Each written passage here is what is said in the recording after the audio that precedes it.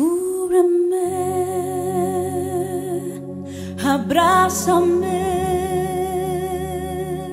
y escóndeme bajo tus alas, oh Señor. Cúbreme, abrázame y escóndeme bajo tus alas, oh Señor. No me dejes ir, deja que sienta de tu gracia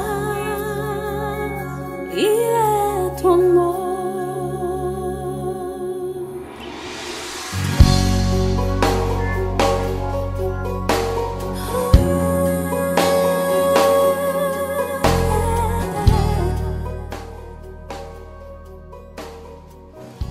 Buenas tardes, queridos amigos. Cada día o cada semana te digo lo mismo. Estamos contentos de tenerte ahí, sabiendo que estás esperando este programa, Sembrando Esperanza. Cada semana tratamos de buscar un argumento para sembrar en ti algún gramito de esperanza. Porque realmente necesitamos la esperanza como el oxígeno. Porque la verdad que como está el mundo hoy, y todas las amenazas que tenemos y todas las cosas que están viendo, es para buscar esa esperanza que te digo cada semana, la esperanza gloriosa que Dios tiene para ti. Bien, como en semanas pasadas hemos estado viendo temas muy concretos, hoy he querido buscar un tema que creo que también, no voy a decir que está muy en boga, pero realmente es un tema para pensar.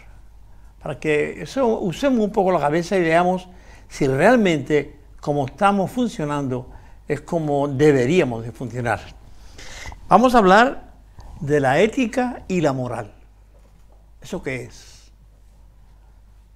Quizá esto nos suene un poco a cosas raras, pero vamos a hablar de ello.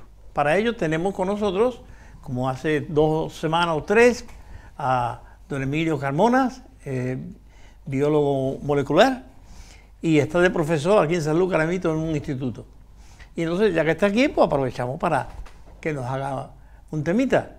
Y le he pedido a él, por favor, que nos trate el tema este de la ética y la moral, ¿vale? Yo sé que hablar de moral a estas alturas es difícil, porque todo ha cambiado tanto. Lo que mi padre me enseñaba a mí, eso quedó en la historia. Eso no se cuenta. Eso no ya es que pasó, eso viene de la prehistoria, parece, porque hoy no sabemos qué es moral ni qué es la ética. Depende de lo que tú pienses de ello, como tú lo veas. Bien, pues le presento a don Emilio, bienvenido, gracias por estar con nosotros. Gracias por invitarme. Y vamos al tema, ¿eh? La primera pregunta que tengo es, ¿la ética de Dios está expresada en los 10 mandamientos o era... Vamos a ver, tenía una idea ahí. Venía en un paquete. Cuando nacemos, traemos un paquetito, traemos un corazón o traemos un hígado, traemos un paquetito ahí dentro, donde nos viene ya el comportamiento ético y moral, o esto lo aprendemos después. Bueno, pues el autor ateo convertido al cristianismo, C.S. Lewis, dice en su libro Mero Cristianismo que todo el mundo tiene una noción de moral. Algo que él le llamaba la atención antes de ser cristiano era que si alguien le dice a otro, oye, mira, estás en mi asiento, el otro no le responde al diablo con tu modelo, ¿no? Yo tengo otra ética y me siento aquí porque quiero, sino normalmente se justifica o intenta explicar algo. O sea que todas las personas de alguna manera tienen cierta conciencia de que existe el bien y el mal y de que hay cosas que están bien y que están mal. Lo que pasa es que esa conciencia no es absoluta, puede ser moldeada, puede endurecerse. Si nosotros practicamos regularmente un pecado, terminamos por no darle importancia. Y de igual manera, si se nos sensibiliza mucho hacia una temática, también podemos tener una sensibilidad extrema hacia ello. Pero sí que, digamos, partimos, al igual que con el lenguaje, tenemos que aprender el lenguaje, pero tenemos unas habilidades innatas para adquirirlo. Tenemos la preparación de saber que hay un bien, hay un mal, y tenemos ciertas nociones, pero esas nociones pueden ser dirigidas y pueden ser enseñadas o moldeadas.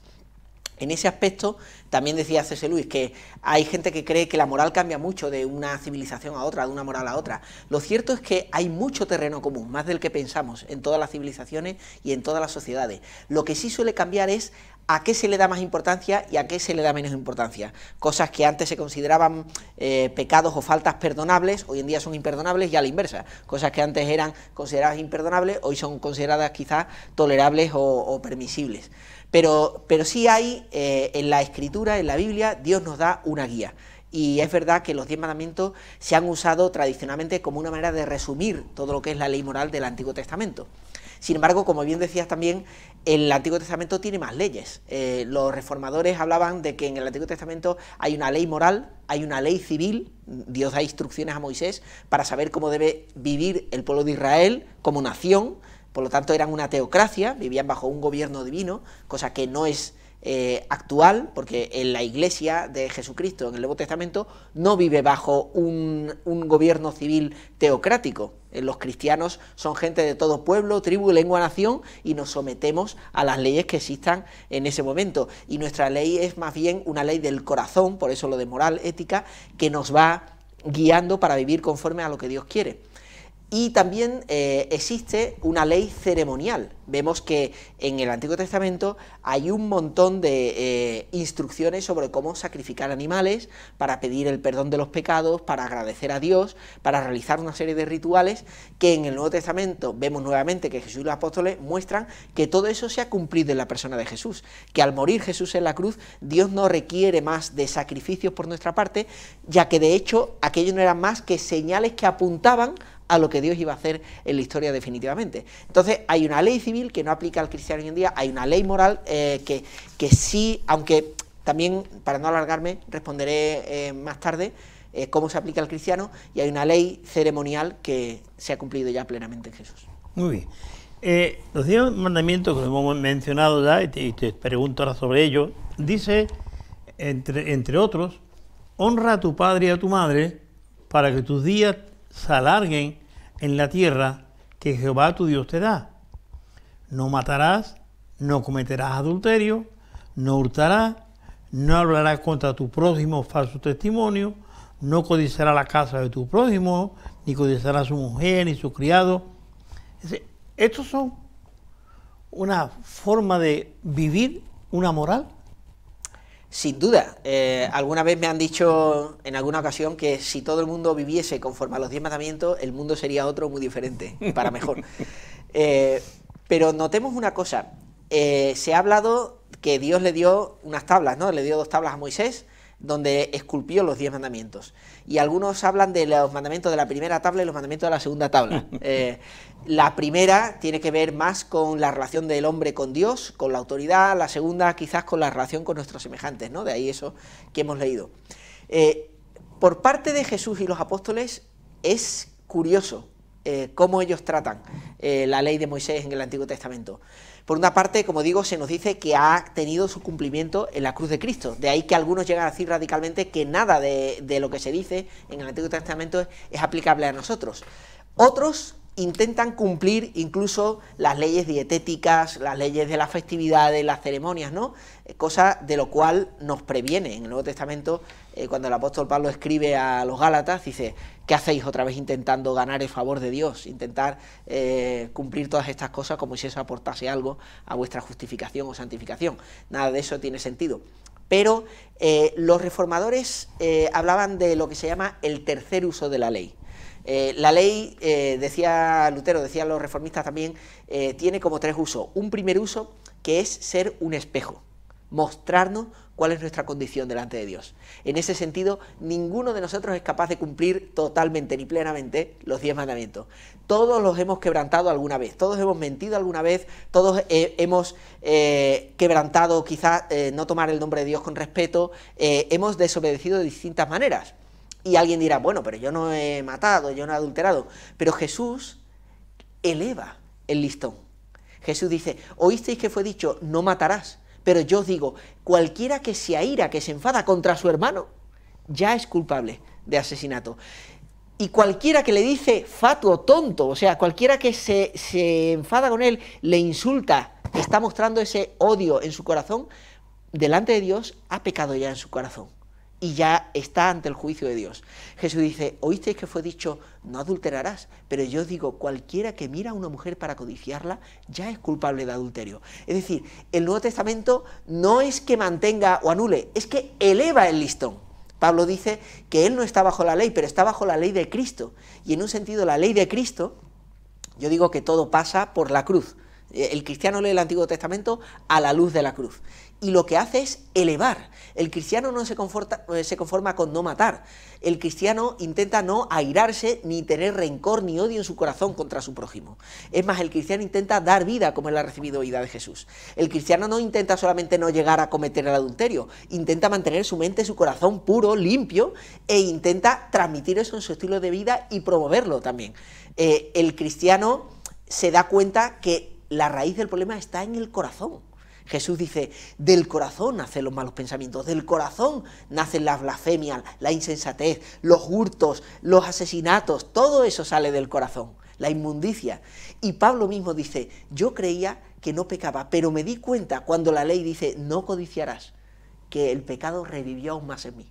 Es decir, aún más nuestra naturaleza pecaminosa se revela y basta que la ley de Dios diga no codicies y más codiciamos. Y pone un ejemplo de algo que va al corazón. El último mandamiento, el de la codicia, no es un acto externo, digamos, como el asesinato o el robo, ¿no? Es algo que está en nuestro corazón, que nadie ve sino Dios, pero sabemos que hemos codiciado, que en lugar de agradecer a Dios lo que nos da, hemos buscado lo que no era nuestro, hemos deseado de manera ilegítima cosas fuera de orden y de lugar, y eso nos señala la Biblia que nadie lo ha cumplido. Ese es el primer uso de la ley, nos muestra nuestro pecado. Hay un segundo uso también, la ley de Dios frena el mal. Un mundo donde la palabra de Dios se predique, un mundo donde se recuerde la influencia de lo que Dios ha dicho, es un mundo donde el mal es frenado. Si bien es cierto que por una parte nuestro corazón se revela, también el temor a Dios, aunque sea solamente por el juicio, pone cierto freno a la maldad de los hombres. Y de hecho la gente no se da cuenta hasta qué punto le debe al cristianismo muchos principios que hoy disfrutamos, incluso de personas incrédulas. El historiador Tom Holland dice que sin ser cristiano, él, al estudiar la cultura clásica, cosa que él ama, y lo ha reflejado en su libro Dominion, muestra cómo vivían los romanos, cómo eran influidos también por la cultura griega. En la cultura clásica tenían cosas admirables, pero tenían otras que eran claramente atroces e inhumanas, que hoy las vemos y nos causan repelús. La manera en que se trataba a la mujer, a los esclavos, a los niños, a los indefensos, a los desvalidos. Y sin embargo, él se preguntaba, ¿por qué yo que admiro esta cultura clásica, esto me resulta tan repulsivo? Y se dio cuenta, es que mi mente está influida por el cristianismo. El cristianismo ha influido en nuestra sociedad de manera increíble. Hoy en día nuestra sociedad, si bien cada vez se va relajando cada vez más la ética sexual, por ejemplo, estamos de acuerdo todos o vemos como normal que el matrimonio es algo monógamo. No practicamos la poligamia en las sociedades que han sido influidas por el cristianismo. Entendemos que el compromiso, incluso cuando se dice te amo, el ideal es que te amo para siempre. No te amo ahora y mañana te dejo de amar. Aunque bueno, dijo Alfonso Guerre una vez que para la moral socialista la poligamia no está mal, no está mal la monogamia consecutiva, ¿no? Que es lo que estamos viviendo hoy, y el cambio de pareja es recurrente. Pero todavía está ese ideal, la idea de que amar a una persona y incluso amar para toda la vida y no amar a varias personas a la vez. Este ideal de monogamia, que además permitió el avance en derechos de la mujer y que ha permitido también el cuidado de la infancia y la familia para beneficio de la sociedad, es una influencia del cristianismo. Y todo el cuidado a personas también en situaciones desfavorecidas, la abolición de la esclavitud se consiguió en Occidente gracias a la lucha de hombres de convicciones cristianas. Es decir, el cristianismo en muchos aspectos frena el mal. Y vamos a darnos cuenta, nos damos cuenta ya en algunas cosas, como al irnos apartando de esa ética cristiana, la sociedad sufre y va a sufrir cada vez más, porque se pierden principios. En muchos países de Europa del Este, donde el comunismo ateo imperó, al derrumbarse también han surgido a veces bandas delictivas con una crueldad como no se había conocido aquí nunca, y estamos conociendo ahora. Y estamos conociendo también a veces los delitos que se llegan a cometer con una falta de humanidad en personas que vienen de contextos que no han conocido el cristianismo. Entonces, el cristianismo frena un poco el mal en ese aspecto. Pero hay un tercer uso. El tercer uso de la ley para el cristiano, que es el que hablaban los reformadores, es que la ley ya no es para el cristiano un mero conjunto de preceptos. que obedecemos por temor a ser condenados por Dios. El cristiano vive una relación de amor con Dios. El cristiano ha pasado a ser hijo de Dios. Y un hijo no obedece a su padre ya por el temor al castigo. La ley de los 10 mandamientos pasa a ser para el cristiano como una guía para conocer el corazón de Dios. Más que preceptos, buscamos extraer los principios, y más que los principios buscamos conocer a la persona, que es Dios mismo. Entonces, nosotros, como decía, no nos conformamos con no matar, buscamos dar vida. No nos conformamos con no robar. Dice Pablo, escribiendo a los Efesios, el que robaba, no robe más, el que hurtaba, no hurte más, sino trabaje con sus manos para compartir con el que no tiene. Así cambia Dios el corazón. Una persona que antes era un ladrón pasa a ser una persona que, porque ama a Jesús, porque ha recibido bien de Jesús, ya no busca meramente cumplir con no he robado, sino busca decir, voy a intentar dar al que no tiene, voy a intentar usar mi trabajo, mi vida, mis fuerzas para compartir con otros. Entonces, el cristiano usa los 10 mandamientos como una guía para conocer el corazón de Dios, y los negativos los convierte en positivos. Los negativos, el no matarás, el cristiano busca convertirlo en dar vida, el no robar en compartir con el que no tiene, el no adulterar en cultivar la pureza en su vida, en su familia, en todas las áreas. Muy bien, así es que los 10 mandamientos nos han influenciado por todos lados, ¿verdad? Sí, así es. Por segundo tengo aquí, ¿cómo implica la ley moral de Dios en la vida cristiana? ¿De qué manera se implica? Pues, como decía, el cristiano eleva por encima de la exigencia mínima lo que nos dicen los 10 mandamientos. De ahí que aludía a que algunos dicen, ¿estamos bajo los 10 mandamientos? Bueno, en un sentido no. Nosotros estamos bajo la ley de Cristo, la ley del amor. Pero esa ley del amor, el amor no es un término vacío.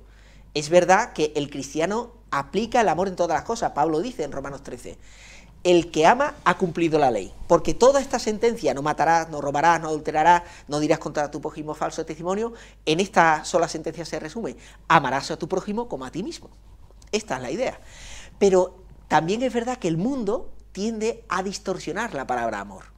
Lo vemos hoy en día, el mensaje a veces de el amor libre, amar es amar, no importa quién ames, cómo ames, y con eso estamos queriendo decir el tener relaciones íntimas cambiando de pareja cada 2 por 3, eso no es amor. Entonces los 10 mandamientos nos sirven un poquito para acotar, para decir lo que es amor y lo que no lo es, que no llamemos a las cosas por lo que no son. Si damos falso testimonio, si mentimos, no estamos amando. Si yo digo, yo te amo mucho y al mismo tiempo te miento, eso es un amor falso. Nos sirven como guía para entender el corazón de Dios, de qué es el amor. El amor para el cristiano se define en base a una verdad. Ahora bien, observemos una cosa. El tratamiento que Jesús hace de la ley tiene una doble aplicación. Por una parte, como digo, la ley para el cristiano ya no le condena, ni le salva ni le condena, porque no esperamos llegar al cielo, estar para siempre con Dios, porque cumplamos la ley, ya que, como digo, ninguno la hemos cumplido. Nos aferramos al perdón de Dios, nos aferramos a lo que Cristo ha hecho en la cruz. Él ha cumplido la ley por nosotros, Él ha vivido la vida perfecta que ninguno de nosotros ha vivido. Cuando uno lee los evangelios, se da cuenta que Jesús cumple perfectamente esos mandamientos. Él no solamente los cumple, sino que ha elevado. Su vida es una vida de entrega a Dios y a los demás, como ninguno de nosotros la cumple. En ese aspecto Él la ha cumplido por nosotros. Pero hay otra cosa que Cristo hace, y es que libera de las interpretaciones legalistas. El peligro que tiene la ética y la moral es que podemos caer fácilmente en el legalismo. Si no hay ninguna ley, caemos en la anarquía moral. O sea, y eso nos lleva al caos. Pero el énfasis muchas veces en los actos externos nos lleva al legalismo. Cumplimos cosas, pero nuestro corazón no ha cambiado por dentro. Y Jesús quiere que cambie nuestro corazón. Entonces, Él muestra cuáles son las interpretaciones legalistas y las interpretaciones no legalistas de la ley. Cuando el énfasis se pone en actos externos, y sobre todo en las ceremonias, el comer ciertos alimentos, el guardar ciertas festividades, eso lo rechaza Cristo y los apóstoles, claramente. Y cuando a Él le preguntan, ¿cuál es el mayor mandamiento? Él dice, el mayor mandamiento es amar a Dios sobre todas las cosas. Y el segundo es semejante, amar a tu prójimo como a ti mismo. Aquí se resume toda la ley y los profetas, dice Jesús. Y se acerca un religioso y le dice, bien has dicho, maestro, porque el amar a Dios con todo el corazón y con toda la mente y con todas las fuerzas, con todo el alma, es más importante que todas las ceremonias y sacrificios. Y Jesús le responde, no estás lejos del reino de Dios. Es decir, Dios prioriza el corazón y el obedecer sus mandamientos en nuestra vida que el intentar compensarlo con ceremonias, con rituales, con todo tipo de cosas que solemos hacer. Los seres humanos nos hacemos trampas al solitario y decimos, bueno, sí, yo no he vivido conforme a lo que Dios quiere, pero luego voy a la iglesia a dar dinero, voy a ciertos rituales, ¿no?, a ceremonias, me fustigo, ¿no?, y me flagelo, y con eso me quedo con la conciencia tranquila y creo que he cumplido con Dios. Esto es un autoengaño. Jesús previene contra eso. Ama a Dios sobre todas las cosas y al prójimo como a ti mismo. También nos previene frente al engaño de la ética secular. El ser humano hoy en día intenta amar al prójimo sin amar a Dios.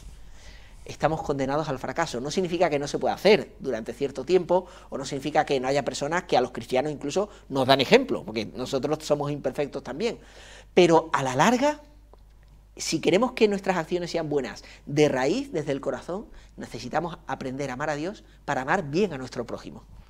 Y eso es importante. Un amigo me decía, yo cuando era drogadicto, él se había rehabilitado y había creído en Cristo. Dice, yo compartía con otros la droga, el alcohol, porque me hacía sentir bien y yo creía que eso hacía sentir bien a otro. Pero claro, lo que él está compartiendo no era bueno. Y el problema que tienen muchas personas no es que no amen, es que no saben amar. Llevamos a nuestras relaciones maltrato, queja, situaciones tóxicas que no son saludables, porque es lo que muchas veces hemos aprendido o lo que nosotros sabemos hacer. Lo que Dios nos enseña es amar en cantidad y en calidad. Dios nos ha amado mucho y nos ha amado de la manera correcta, con un amor sacrificial, con un amor que da lo que necesitamos. El buen amor da también dirección, disciplina, nos da el mejor legado que podemos tener en la vida. Alguien que ame a sus hijos, lo mejor que puede hacer por ellos no es ni dejarle grandes propiedades, ni dinero, ni nada, es darle una buena dirección en la vida y un buen ejemplo. Ese es el mejor legado que les puede dejar. Esto nos enseña la Biblia, a vivir desde dentro hacia afuera un cambio profundo hacia Dios. Bien, la tercera pregunta es, ¿necesitamos conocer la ley moral de Dios? ¿La necesitamos? Por supuesto, como digo, el ser humano, aparte de Dios, está condenado al fracaso. No significa que la religión por sí misma nos da garantía de éxito. De hecho, a veces los entornos religiosos pueden ser más tóxicos que entornos no religiosos. Tristemente hay personas que con razón han tenido malas experiencias religiosas y han salido espantados de una iglesia, sea la que sea. Pero lo que tenemos que recordar es que Dios no es así. Jesús tiene mucho enfrentamiento con los religiosos. Y que si nos apartamos totalmente de la palabra de Dios, tampoco llegaremos a buen puerto. Porque lo que queda al final, es verdad que hay entornos religiosos tóxicos, pero es que un entorno donde se pierden todos los principios, todas las barreras del mal, es peor todavía. Y ahí hay poca solución posible, a menos que haya un arrepentimiento y una vuelta a Dios, que es lo que ha ocurrido a veces. Hay personas y comunidades enteras que han llegado a un nivel de degradación que hasta que han leído la Biblia y han transformado su vida y sus corazones. Me gusta el testimonio de los amotinados de la Bounty, un barco que se han hecho varias películas, hay varias historias contadas, un hecho real. Lo que no se cuenta es que los amotinados se quedaron a vivir en unas islas y fueron cada vez degradándose en su estilo de vida hasta el punto de que había todo el tiempo borracheras, orgías, peleas, llegó a haber un grado de violencia y de odio entre ellos que era un caos aquello. Pero había quedado una Biblia que había sobrevivido del barco y empezaron a leer algunos. Cuando llegaron allí, nuevamente colonos, se encontraron un panorama totalmente distinto. Allí tenían un orden, las familias, los niños incluso pedían como premio la lectura de la Biblia, habían totalmente enmendado, reformado su conducta, pero les contaron a dónde habían llegado antes de eso. Hay un libro que ya no se edita, pero que a mí me hizo mucho bien, el testimonio de los prisioneros, del campo de prisioneros del río Kwai. Es famosa la película El puente sobre el río Kwai, y se hizo otra más reciente, Acabar con todas las guerras, contando un poco de lo que se vivió aquello, contando los aspectos más crudos y difíciles, pero no se cuenta lo que ocurrió, que también hubo una transformación tremenda por la lectura de la Biblia y el testimonio de un par de cristianos que hubo allí. Uno de ellos dio su vida por los demás y otro estuvo sirviendo a gente necesitada. Y habían llegado también a una degradación de pelearse por los restos de alimento, una situación que ellos mismos dijeron, la vida no puede ser solo esto. y empezaron a leer junto la Biblia. Y le pidieron a los oficiales de mayor rango que leyese la Biblia con ellos, y empezaron también a reformar su vida, su conducta, y aquello cambió radicalmente también. Muchos de ellos conocieron a Jesús, se hicieron después algunos médicos, misioneros, maestros, profesiones vocacionales de servir a otros por lo que habían vivido en aquel sitio. Entonces la Biblia hace falta y puede transformar personas y comunidades enteras. Aunque también debo prevenir, esta no debe ser la finalidad que busquemos. La finalidad del cristiano es buscar tener una relación personal con Jesús. Busca una relación con Jesús y tendrás una vida buena.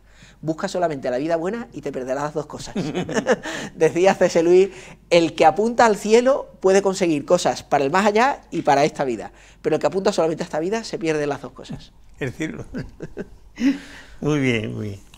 El amor, pero no, la cuarta, la ley moral como guía para la vida cotidiana. Sí, ¿de qué te sirve a ti esta moral de Dios en tu relación en el colegio, tu relación con tu vecino, tu relación?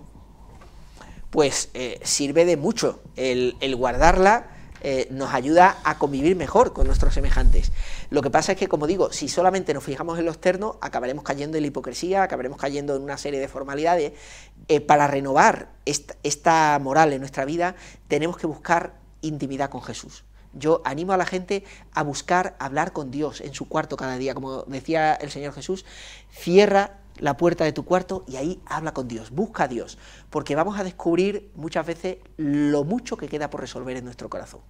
Nadie se da cuenta de la fuerza que tiene el viento, sino aquel que intenta ir en contra del viento. El que va a favor no se da cuenta. Mientras nos dejamos llevar por nuestros instintos, nuestras tendencias pecaminosas muchas veces, pensamos, yo cambio cuando quiera, ¿no? Como dice el que tiene una adicción, yo controlo, yo cuando quiera puedo dejarlo. En el momento en que empiezas a intentar dejarlo, te das cuenta la fuerza que tiene sobre ti el pecado y la pecaminosidad. Entonces hay que buscar a Dios íntimamente en nuestro cuarto y entonces Dios puede cambiar, transformar tu vida, tus relaciones, tu familia, no sin dificultad a veces, pero Dios puede hacer una transformación para bien tremenda. Hablando de esto, hablando del primer mandamiento, ¿el amor es el fundamento de la ley moral de Dios? Jesús lo dice así. Todo se resume en amar a Dios sobre todas las cosas y al prójimo como uno mismo. Esta es la base. Pablo también lo repite en la epístola a los Romanos. Todo lo que dice de no matarás, no robarás, no hurtarás, honra a tu padre y a tu madre, se resume al final en amar a Dios sobre todas las cosas y al prójimo como uno mismo. El cumplimiento de este mandamiento, la regla de oro que se ha llamado muchas veces, haz con otro lo que quieres que haga contigo, este es el amor. Algunos han dicho que la norma de Jesús ya la dijeron anteriormente algunos maestros de la ley judíos, pero no es del todo cierto. Lo que está extendido entre mucha gente y lo que decían algunos rabinos judíos es: no hagas a otro lo que no quieres que te hagan a ti. Esto está expresado en forma negativa, pero Jesús lo expresa en forma positiva. Haz con otros los que quieres que hagan contigo. No es lo mismo. Una cosa es decir, ¿a ti te gusta que te den un puñetazo? No, pues no se lo deja a otro, vale. Pero otra cosa es decir, ¿a ti te gusta que te regalen comida? Sí. Comparte tu comida con el otro también. Entonces, eso es un paso más. La ley de Dios siempre va un paso más allá, hasta que nos duele. Nos da el pellizco hasta donde ya decimos, ay, que aquí ya me involucra, me implica, y implica mi corazón. Y eso es donde el Señor Jesús quiere llevarnos. Muy bien.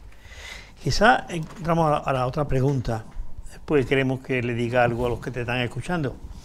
¿El amor es fundamento de la ley moral de Dios? No, eso te lo he dicho. Sí. Me queda otra, perdón, me he confundido. Sí. ¿En qué medida podemos encontrar esta ley moral de Dios en la sociedad?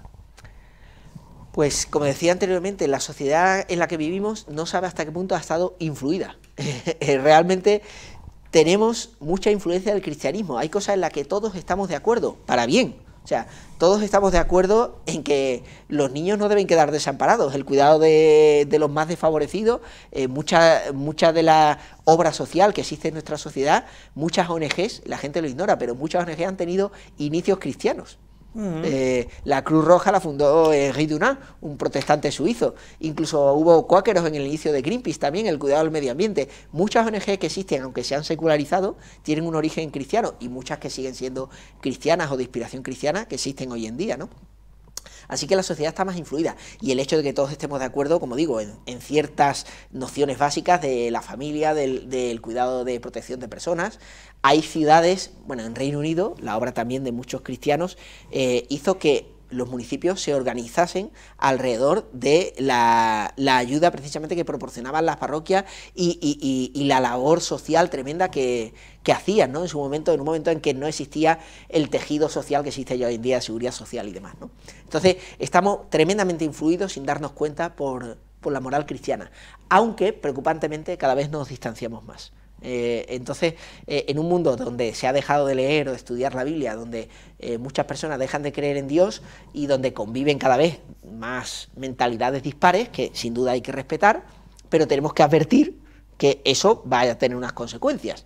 Y si vemos que empiezan incluso a adoptarse prácticas que son corruptas o que son negativas para la sociedad, o incluso se hacen leyes que son negativas para la sociedad, pues vamos a sufrir, vamos a sufrir como personas, como individuos, como familia y como sociedad. Y eso, nuestro deber como cristianos, es avisarlo, sin obligar a nadie, sin forzar a nadie, pero sí apuntar a que hay un camino mejor, que es el que Jesús nos apunta, que, como digo, tampoco es el de los religiosos, ojo, Jesús discutía con los religiosos.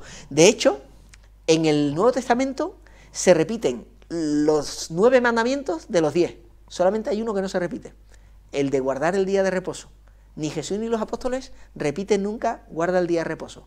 De hecho, tiene discusiones Jesús con los religiosos de su época por no guardarlo, porque Jesús les enseña que si una persona necesita ayuda, siendo día de reposo, es más importante ayudar a la persona que guardar ceremonialmente ese día. Con lo cual, es también una pista, eso nos da una orientación de cómo interpretaban la ley de Moisés Jesús y los apóstoles. El aspecto moral, pero el aspecto moral donde los principios cuentan más que el precepto, de manera que el principio de salvar una vida, de ayudar a una persona, está por encima que el hecho de guardar una ceremonia, que no significa que es bueno también guardar un día a la semana, y de hecho, el guardar un día a la semana es algo que hoy en día está considerado como sagrado y protege a los trabajadores.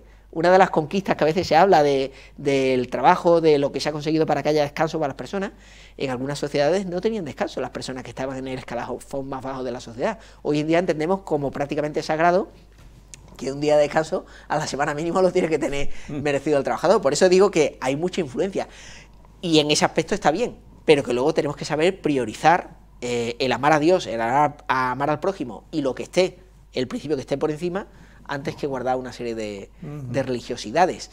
Dice el filósofo ateo Fernando Savater que hablar de cualquier moral o cualquier ética significa que hay conductas que son mejores que otras. También hay personas que objetan a esto, ¿no? Hoy en día, con el relativismo, algunos dicen, bueno, tú te crees mejor que alguien por decir que algo está bien o está mal, o a mí me han llegado a decir, me dijeron en una ocasión, Emilio, tú no tienes derecho a decirle a alguien que lo que está haciendo está mal. Se ve como ofensivo, ¿no? Hombre, es verdad que no hay que decirlo si no viene a cuento, ¿no? Fuera de lugar, yo no voy a interrumpir a alguien y decirle, oye, pero si viene a cuento, si viene a colación, y a mí me preguntan, yo puedo decir que hay conductas que son mejores que otras, porque eso significa la ética. Lo contrario sería la amoralidad, que no existe ética alguna. Y no es verdad, porque el ser humano, claro que tiene acciones que son éticas. Y me dijeron, no, tú no puedes decirle a alguien que una conducta es mejor que otra, porque eso es juzgar. Claro, y yo le pregunté, ¿y por qué está mal? O sea, ¿qué pasa si yo juzgo? ¿Cuál es el problema? Y me dijeron, pues que eso está mal. Y digo, ¿te das cuenta de lo que acabas de hacer? Acabas de emitir un juicio moral. O sea, al final, cuando la gente, cuando el relativismo, en teoría, intenta suplantar la moral cristiana diciendo que cada uno haga lo que quiera, nada está bien, nada está mal, es una trampa, porque está diciendo, no hay que juzgar porque juzgar está mal. Luego ya estás diciendo que hay conductas que están mal y otras que están bien. Y al final lo que hay es una mentira para ir suplantando una ética por otra, una moral por otra. Y en esa trampa tampoco tenemos que caer. Entonces, claro, evitemos la religiosidad, evitemos la amoralidad, sigamos a Jesús. Ahí Jesús pone un ejemplo, me estaba acordando ahora, como tú estabas hablando del sábado, dice, ¿a quién de vosotros no se le cae una oveja en el pozo y la deja allí hasta el día siguiente? Le tocaba no a su moral, a su bolsillo, a su economía. Efectivamente, incluso por la economía y por compasión, si una persona tiene una bestia de carga y dice, si se te cae aunque sea días de reposo, tú la sacas, ¿no? Porque otras cosas lo consideraban los religiosos un trabajo, no podían andar ni siquiera por encima de cierta cantidad de pasos, no podían recorrer una distancia, porque eso se consideraría un trabajo el día de reposo. Tan estrictos eran, ¿no? Para nosotros lo vemos hoy como supersticioso. Pero Jesús les muestra que sí que recogían un animal, porque él sanó a una mujer que había estado enferma y dijo, pues si tú desatas un animal, ¿con cuánta más razón vamos a desatar a esta mujer que ha estado esclavizada por su enfermedad tanto tiempo? No hay nada de malo, y él dice, el Hijo del Hombre, el Mesías, él es dueño del día de reposo, y el día de reposo se hizo por causa del hombre y no el hombre por causa del día de reposo. Ahí nos está estableciendo cuáles son los principios.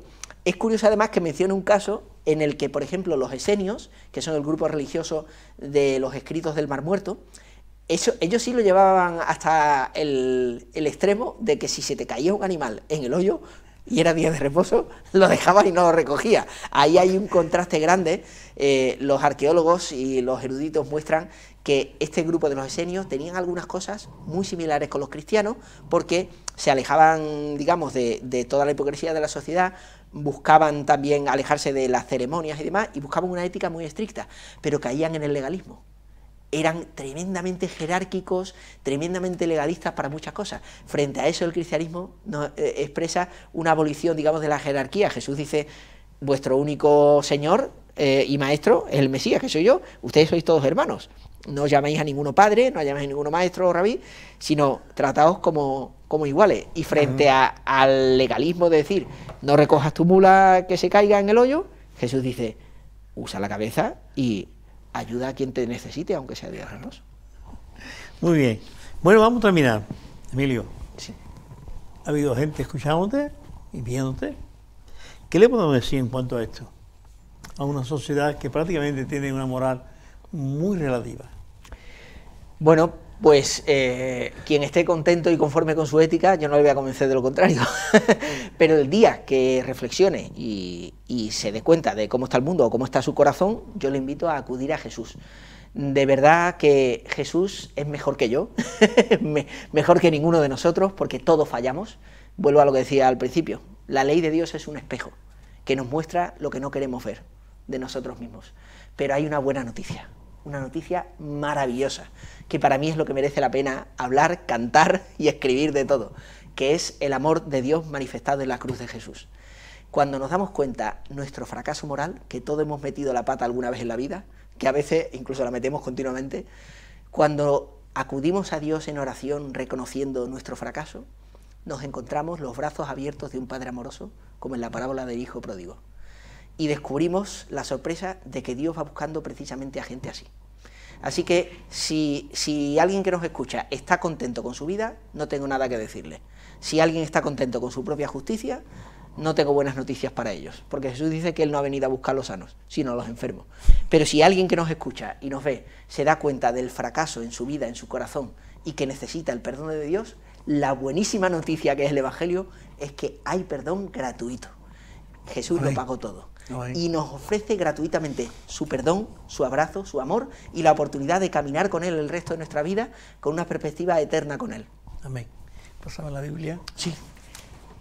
Bien, pues querido amigo, para todo eso que te está hablando Emilio, hoy te estoy regalando esta Biblia. Mira qué bonita es.